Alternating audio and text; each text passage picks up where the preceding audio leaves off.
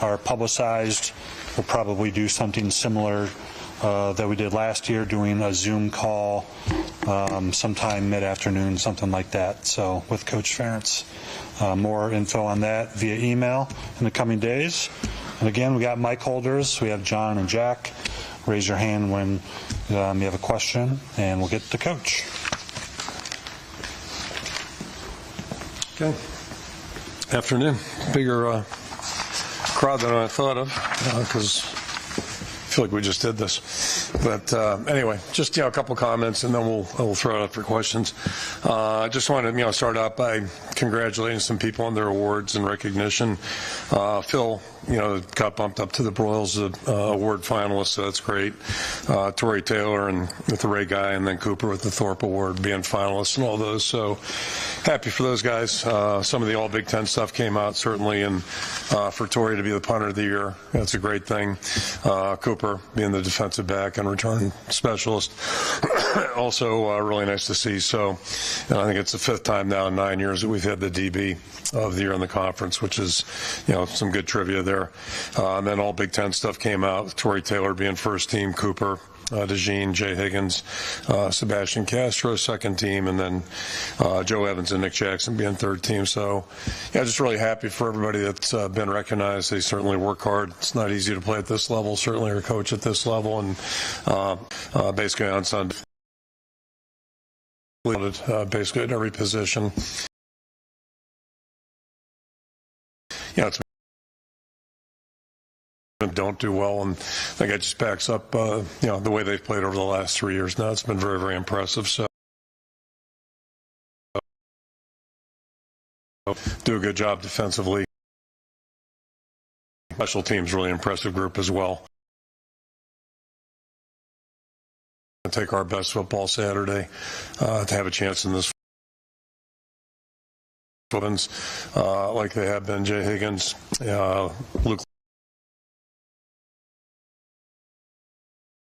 One nice thing about this game, we'll have a chance, we'll have our normal travel team go over, we'll have everybody on the sidelines. So everybody, the course of the year, all to be included in this game, and that's, let's get to travel and be part of it. So that's a special thing there. So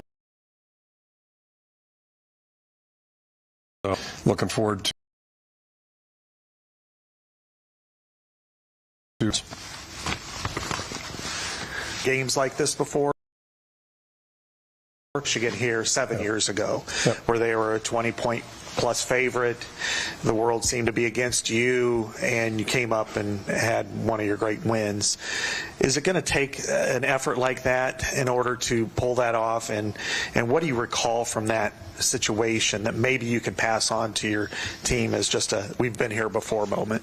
Yeah, probably the thing I recall the most of it is the week before. And the feeling flying back here that Saturday night after a really, tough loss. I mean, it's just one of those games that nothing went well.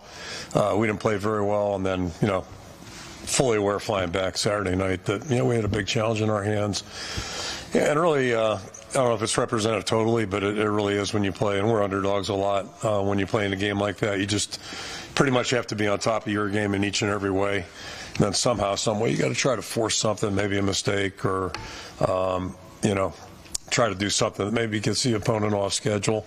And then if they do make a mistake, you got to capitalize whenever that comes available. And I think outside in that game, outside of the, we blew a 2-point conversion that looked like it was going to be pretty good. But outside of that, we didn't do much to hurt ourselves, and we did some things to help ourselves too. And the bottom line, you just have to compete as well as you possibly can, and that's certainly what we're looking at this week. And I guess if it's a good thing, we've played them. This would be the 3rd time in 3 years, so there's some familiarity there. The bad news is that there's some familiarity, and you just have a real respect for the way they are, the way they're coached at every position, and the way their guys play, and a lot of familiar faces, a lot of new faces too, and those new ones are very impressive.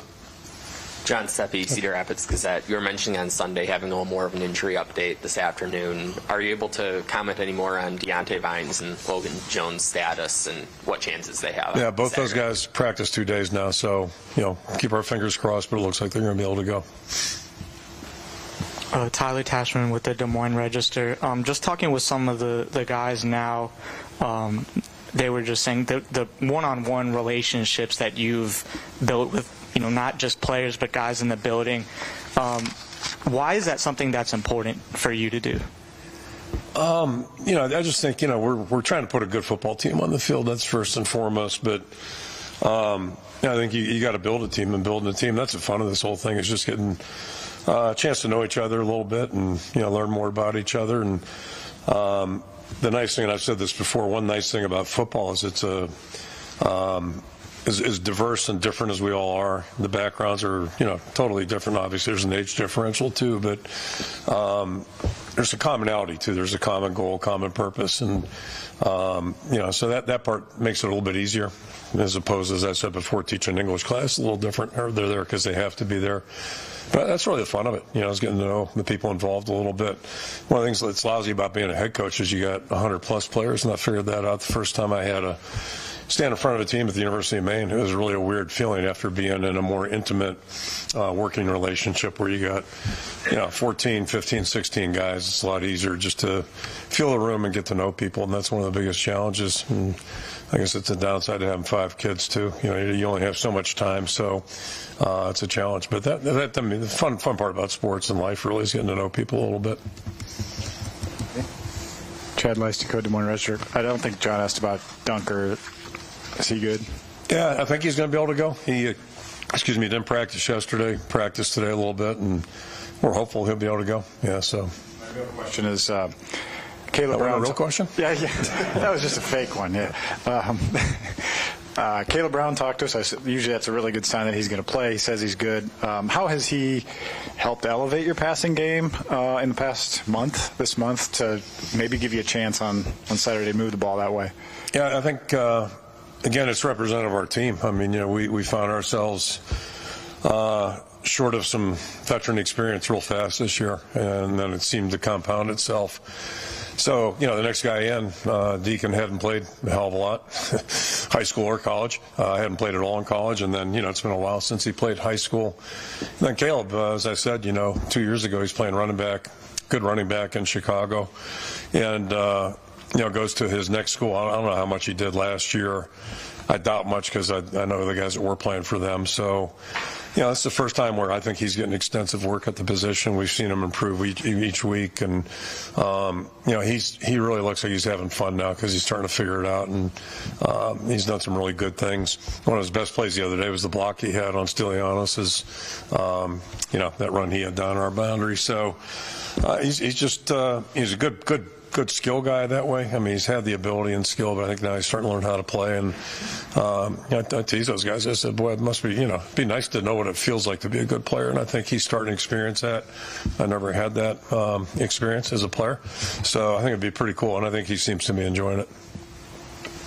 David Eichel, HawkeyeInsider.com. Kirk, just the kind of culture you've built in terms of, it seems like this year, maybe more than ever, you guys have really locked into the people inside the building, shutting out the outside noise, and a lot of the players have commented on that. Is it just the culture that you've built? Do you attribute it to the type of guys that you get in the program, or is it just maturity of guys going from freshman year to senior year? Maybe they stop searching their name on social media. Just kind of what do you kind of attribute all that to? Not everybody's done that. I just heard a story this morning about someone who's got an unhealthy habit of maybe being too active on that, which is just nothing but a waste of time, in my opinion, if you're serious about competing. But that's maturity, too. It's just trying to get a guy to understand that, it's not going to do a hell of a lot of good for him. But, I think, I've been saying it really gets back to having the right guys on your team. And I'll take a step further. We just talked about Caleb, really maturing as a player. He's starting to, I think, get a good feel for things and having some fun doing it. Maturity is people too, but I think back to last year, which was a really tough year. It was a challenging year for all of us, and really proud of that team, the way they fought through. I mean, we're sitting there at 3-4, and I know everybody was probably dumping on us a little bit, but that's not a new phenomenon. But it's just, we had 2 choices last year, and the guys chose the right path. But I bring that up in that, clearly some of the younger guys on our team right now were paying attention to the older guys last year. You think about Campbell standing up in front of anybody and said, hey, we're a team. Seth Benson, his running mate. You had, Kayvon back there in the back end, Riley, Laporta. So, you got a good group of guys that really knew how to act and how to do things. And then clearly the guys that have stepped up this year that maybe weren't as prominent last year as leaders, they were watching those guys. And that's something I talk to guys about all the time. If you want to be good, look and see what good people are doing, whatever the profession may be or whatever the vocation may be. And that goes beyond playing. Part of it is playing, how they train, but also the mental side, how do they handle things that way. And we've been fortunate. We've had a lot of guys, teaching each other a little bit. Hi, Kirk. Jack Lito from KCRG in Cedar Rapids. Sebastian and Nico, I believe, both told us something to the effect of, we're going to have the gas in the fourth quarter. We like those knockdown, drag-out games. Why do you think your team is well equipped to win a game like that? Because on Saturday, if you win, it will likely be a close game and a low-scoring game that will come down to the fourth quarter. Yeah, which will be a challenge, keeping them low. But yeah, part of it is that's out of necessity because we don't get way ahead too often. It doesn't happen much. It's just kind of the way it's been for 25 plus 9 years. And then that's the beauty of football. But the challenge this week's going to be to get it in that fourth quarter, where it is competitive. And at least we've had experience at that, and that may be one of their downsides. They haven't had a lot of that experience. Although, obviously the last 3 weeks they've been in some pretty good ball games too. So, but they've got a lot of them where they just, hit the gas and went. And, if you don't have a respect for their ability and their talent and the way they play, that can happen to you real fast. So the first thing we have to do is try to get it to the fourth quarter, and then we have to find out a way to win it. And kind of goes back to Chad's point earlier in 16. It couldn't have gone any better at the end, but boy, I'll tell you, it was tight. It was really tight. And if we end up being the winning team, that's probably about how it'll have to go. Hey, Kirk, Elliott Clough, Rivals. Obviously, you've got a few guys from the team 2 years ago that did contribute on the field.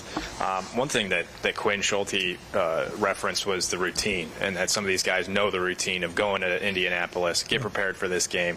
Have you noticed maybe a different level of comfortability and confidence because of that routine going into it this time? Excuse me. We'll find out. We'll find out how we handle it. I told the team yesterday, it's a little bit unique. It's, regular season is regular season. And this is, obviously, immediately following the last regular season game. Where it's different is, we were in Lincoln last week. It was pretty quiet in the hotel. The week, 2 weeks before, the 3 weeks before, even in Chicago, it was pretty quiet where we were at. This is more like a bowl game where, everybody, half the state of Iowa is going to be in that Marriott or around that Marriott in the area. It's a very festive environment, so it is very different that way. And when you go in the stadium, it's a different feel than maybe just playing on the road where everybody's against you. So we try to prepare them for that a little bit and just get them thinking about that. And then the other thing that happens in a game like this, or a bowl game somewhat, but a game like this especially, you hear from everybody and then some in your family tree and your friend tree and all that jazz. And if you're not careful, you end up wasting a lot of time during the week. You don't really prepare the way you need to because you're chasing down tickets, you're doing all that other stuff. And at some point, you got to be a little selfish of your opportunity because you only, this could be a once in a lifetime thing for a lot of the guys. And I've never taken it for granted. It's my third time, and feel fortunate to be going 3 times. So you just don't want to, jeopardize your performance based on, trying to help somebody you haven't heard from in 4 years, stuff like that, or 5 years, maybe 8 years. So just, it's really tricky a little bit. And it's hard when you're young, I think everybody's trying to be nice, but they got to be a little selfish here too and really make sure they don't get off their routine of preparation and what they have to do to be ready to play. Kirk, you've been underdogs in a lot of games. Yeah. I get the sense from your guys that they kind of relish that, being an underdog. Have you noticed that with some of the guys in your program, that they kind of relish that role? And why do they thrive in that position so much, being an underdog? Well, it's kind of the way we are, and we have been for, as long as I've been involved in the program, even in the 80s. So, it's the way it is, and that's okay. And when you're playing real big games, chances are we are going to be, I like to say big games, like a big bowl game or a championship game like this. I think historically that's kind of been, the way Iowa is. And, yeah, if you don't embrace it, you're going to probably be a loser. So, and you may be a loser anyway, or come out and losing the game, not be a loser, but lose the game. But I think you have to relish the opportunity, the challenge, and understand how significant the challenge is going to be, and appreciate that and respect it. And the great thing about sports too is you just never know what's going to happen. That's why all the prognosticasts, they get a little frustrated because you just can't predict even a regular season like what's going to happen 100%, because people are people and there's a lot of things that can happen. Blake Hornstein, Hawkeye headquarters. Kirk, if let's say Saturday we stand here and you guys are our Big Ten champions, what do you think happened in the game to get you guys over the finish line? Just what we've been saying. We'd have to do everything right and probably force a couple mistakes. But you can't worry about all those things. You just got to worry about what you can do and your performance. So that's what the week's for right now, is us trying to know our opponent really well. And I'm not too worried about us having the respect it takes to win a game. In this game, I'm not worried about that one, but just knowing the opponent, knowing what we have to do, and then doing it with real precision, a real high level of precision. I think that's one thing too when you get in a game like this with an opponent like this. It's got to be right on the, Raymond Berry said, you don't aim for the bullseye, it's the center of the bullseye. And it's really appropriate in a game like this, because if you're off just a little bit, chances are, it's not going to be good for you. So a little bit of a heightened awareness, I guess, and not so much appreciation, but awareness and just detail in what you're doing. Steps, footwork, eye discipline, all the things that you have to do to be a good football player. Scott Docterman with The Athletic. Remembering back to even like 2015 when you were 12-0, you seem to have more scrutiny attached to your program more than any other team in the country for whatever reason. And it seems like this country loves underdogs and Cinderella stories except for the Iowa Hawkeyes. Can you figure out why? Is it because you're not flashy? Yeah, people love not to love us. That's okay. It's just what it is. I don't know. Maybe it's me. I don't know. I'm thinking I'm a decent person. I don't know, but whatever. And we don't broadcast. We've had some success, but we just try to let our play speak for itself. And I'm extremely proud, and I think all of our players are proud of what we've done here the last 3, 4, 5 years. If you look at the numbers, they're not bad. But I think there's also a stylistic part, and maybe we're not pretty enough or whatever it may be. But the objective is to win games. Try to find a way to win. That's what you try to do, and that's our guys have done a pretty good job of that. So, we're proud of what we've done and proud to have earned our way into this thing. And now, we got a hell of a challenge on our hands. But, I don't know. I don't know why. We got great colors. Iowa's easy to spell, right? That's really, so I don't know. That's a good question. Owen Sebring with KGAN. Drew Stevens was listed as the kicker for Saturday on the depth chart. I assume he's going to be the guy that we'll see out there. After having a couple of rough weeks for him out there in the kicking game, special teams is such a head game. It seems like it's such a mental aspect where you guys really have to build up confidence in those guys, and they have to keep that confidence. How do you build up that confidence in Drew after what happened on Saturday or Friday and after the last couple of weeks that he's had? It wasn't a real long talk, but my encouragement to him was just to recognize the fact that he's performed well. Feels like he's been here like 3 years or 4 years, and he hasn't. He started in January. And you think about how bad he was a year ago spring, and then how good he was last fall. He was excellent last spring.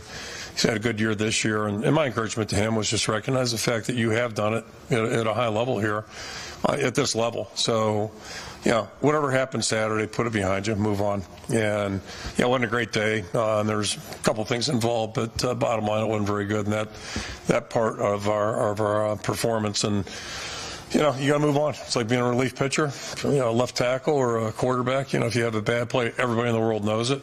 And, they got commentary on it. But, name a great player in any of those positions that hasn't missed them. And as good as Nate Kading was, he missed a few too, So, it's, you just got to move on. You got to block it out. That's really the trick. It's not a matter of can you do it, can you block it out, can you move on it. And it's no different than losing a game. And mentioned that Penn State game in 2016. That wasn't much fun. But, if you dwell on that, forget about next week, because you're going to be terrible. And I think that's a lesson, and we'll find out. Hopefully he has a great week of practice. Matt McGowan with the Daily Iowans. So 4 of your last 5 games have been decided by 3 points or less. Just kind of going off that last question, how important has the special teams been, especially that kicking unit of Drew Stevens, Torrey Taylor, and Luke Elkin?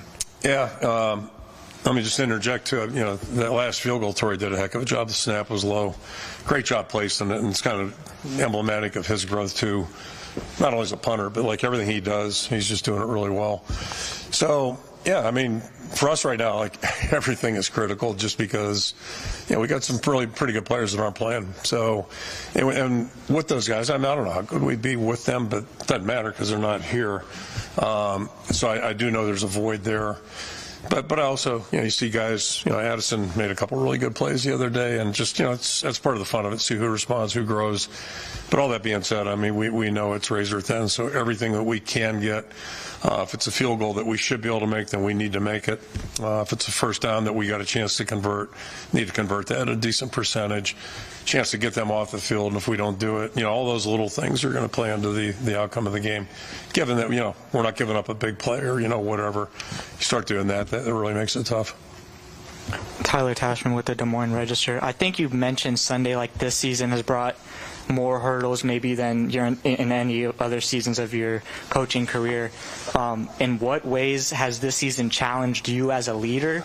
And are there ways that you maybe feel like you have grown as a leader throughout, having to deal with what you have this season? Yeah, good question. I think the only one probably even remotely comparable would be 04, injury-wise, but, this one is more significant, I think. So, and then to your other point, yeah, I mean, every day challenges you, really, quite frankly, if you're thinking about things, and that's what I try to think about stuff. And there's a lot of days, I'll say this publicly, there's a lot of days where I've, over 25 years, wonder if, do I have any idea what the hell's going on? Is anybody hearing anything that, I think is important? It's kind of like being a parent, same way. And then, some way your kids surprise you every now and then. But, a lot of the stuff, there are no, concrete answers, so you just got to do what you feel is right. Try to get input and, feelings from people in the building, people you work intimately with, and your players, too. You just try to, get a gauge of what, what might be realistic, and then try to, shape it in a way that's good for everybody. But, you think about it all the time, and I don't mind telling you, I got a lot of doubts all the time. It may not look like it, but believe me, my mind, you don't know what's going through my mind most of the time. It's not good. Probably not healthy. But anyway, somehow, some way, we're still here. Take two more questions, John and Tom. Speaking of 2015, a couple of questions ago, do you see any other parallels between this season and that season, and what do you remember most from that first trip to Indy? Yeah, I mean, 15, the season in general, just a lot of close games, and again, that's probably not totally shocking for us, but and that team had a lot of resiliency too. I mean, you think about going over to Northwestern, I don't mind telling you, I had my concerns, from grave concerns in that one, and the team surprised us in the other direction, and we, C.J. Beathard couldn't walk that week. That was part of my creation of the indigestion. I mean, oh man, this isn't good. But somehow, some way, you find a way to get something done. So again, that kind of ties in with the sports part about it. You just never know what's going to happen. And we're here day by day, and I couldn't predict that outcome in that game. So yeah, I mean, a lot of close games, a lot of resiliency, and certainly those teams had to demonstrate that. And then we're playing a Michigan State team that was awfully good, and we're 0 for 2 over there, and both teams have gone on to this college football playoffs. So I think that's kind of a commonality too. When you get in this game, you're going to be playing somebody who, if they're victorious, that's where they're going.